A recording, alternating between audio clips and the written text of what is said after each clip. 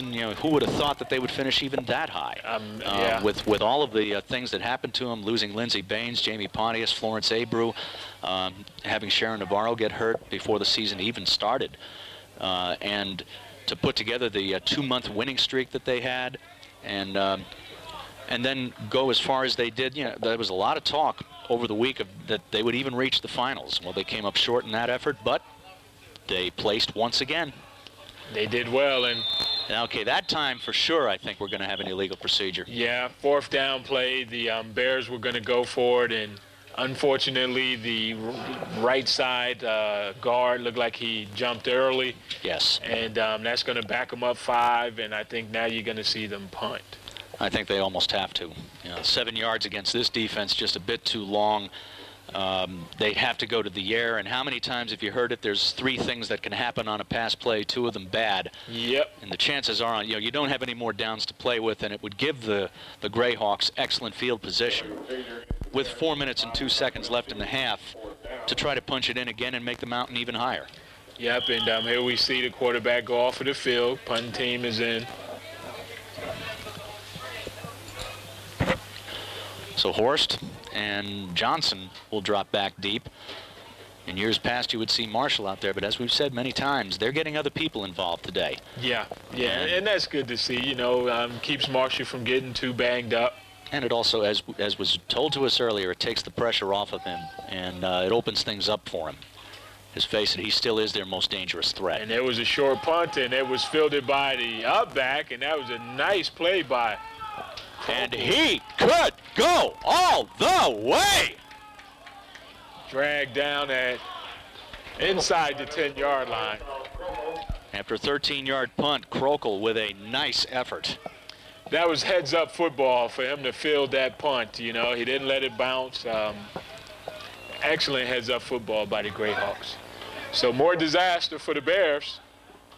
It certainly is disaster after a 52-yard return by Krokel. It puts them first and goal at the 8-yard line. You know, the only play of the game to Kawajiri. Now we're facing 3rd and 13 from the 49. The Tri-Stars have to be asking themselves after that nightmarish first half, what else can go wrong? Oh, and also, how do we get out of this jam? Straight drop back again. Man open. And he gets belted, but holds on to the ball now. Another ouchie for Okachi as Krokel just hammered him as he caught the pass. And look at this. They're back in Greyhawks territory at the 34 after the 15-yard pickup and a first down. And that came on 3rd. And if the defense is able to stiffen here, this will be the 3rd time that the Tri-Stars have been stopped in Greyhawks territory when they seemingly looked like they were at least threatened to knock on the door, much less punch it in. Exactly.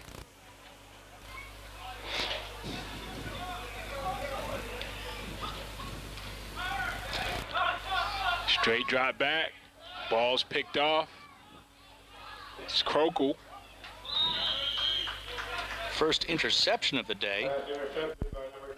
Krokel from the 17-yard line. He just stepped right in front of Kawagiri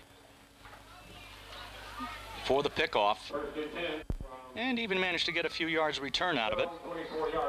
7 yards, and the Greyhawks back in business one more time. Friday and Saturday, and a lot of Americans were there. They purchased their tickets through ITT, which is also gives a percentage to your friendly MWR. And it was, the first day was won by Akebono, and the second day by Takanohana. Well, a big weekend for the Yokozuna. Well, both Yokozunas did well. Like I said, Akebono looked great the first day. The second day, things didn't work out as well. Sort of worked that way the last weekend of the Harubasho at Osaka, or Akebono and Musashi Maru had a great day the penultimate day, and then the next day, the last day, was the big day for Futagoyama. There's a pass intended, 22 again, and he gets clocked. Well, by Krokel. Futagoyama is the club that Takano Hana is in, for those people that don't follow sumo. And they are the preeminent stable right now. Well, of course, because the both brothers and Takano Nami don't have to ever fight each other unless they're in a playoff, which is a little unfair for some of the other biggies. Well, it was that way when Hokuto Umi and Chiono Fuji and Kokonoi stable were the dominant group back in the late 80s.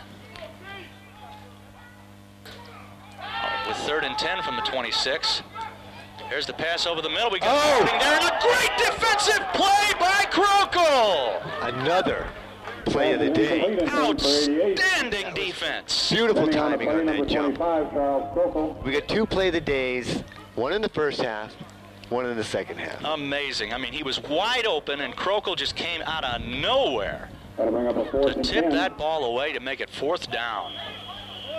Defense on the sidelines are giving everybody a shot right now.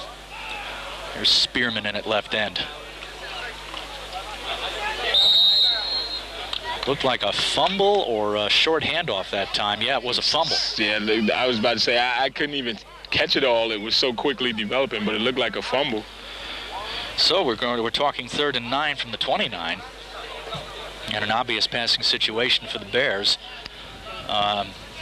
They've had a couple of good throws, just a couple of misconnections, and that one interception by Larson, which put the first 6 points on the board for the Greyhawks.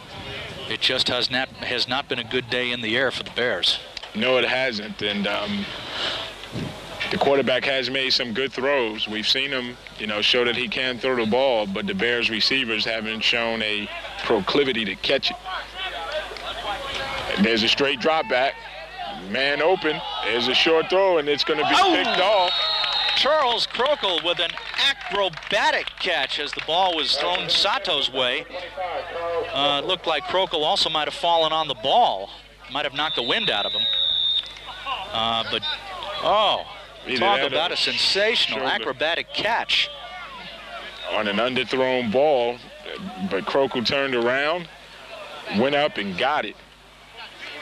Beautiful, beautiful defensive play. Okay, and Krokel comes off the field. It looks like he's all right. He might have had the wind knocked out of him. Yeah, just knocked the wind out. I mean, he was stretched out, and he fell fully stretched out, so he couldn't. He probably fell right on the football. Yeah, defend himself from that fall. 1st and 10 from their own 46-yard line. So that was just about as probably better than a punt for the Ichikawa Bears.